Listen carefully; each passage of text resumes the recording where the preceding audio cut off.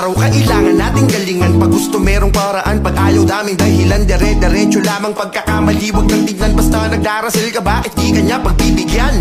Magtiwala sa proseso, wag madaliin. Balang araw pag may nangyari kikinang ka rin.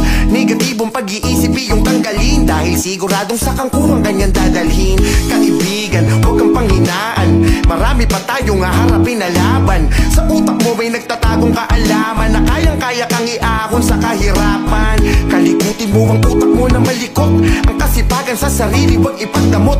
Hawak mo ang lunas, nasa iyo lang ang gamot upang makagalaw ka at pangarap mo ay maabot. Walang imposible pag ika'y gumagalaw, sigurado na pangarap ay